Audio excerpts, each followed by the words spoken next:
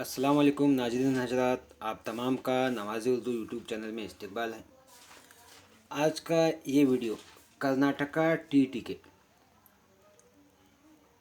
Result के मुतालिक होगा 2022 के। तो रिज़ल्ट कर्नाटका टीटी के रिज़ल्ट डिक्लेयर हो गया है। तो आप अपना रिज़ल्ट चेक करने के लिए आपको कितने मार्क्स मिले हैं, आप एलिजिबल हैं या नहीं एलिजिबल हुए हैं या नहीं हैं, चेक करने के लिए क्या है, आपका यहाँ पर अपना एप्लीकेशन नंबर डालकर और यहाँ पर क्या अपनी डेट ऑफ बर्थ डाल के सबमिट कीजिएगा। सबमिट करने पर क्या है, आपका रिज़ल्ट आ जाएगा। आप 150 के मार्क्स के लिए कितने नंबरात हासिल किए हैं, इसका लिंक मैंने डिस्क्रिप्शन बॉक्स में दिया है। वहाँ पर क्लिक करने पर डायरेक्ट आपको ये पेज ओपन होगा, वहाँ से आप अपना रिज़ल्ट चेक कीजिएगा। उम्मीद है कि आप टीईटी में कामयाब हैं। अल्लाह हाफिज़। इंशाअल्लाह अगले वीडियो में मुलाकात होगी।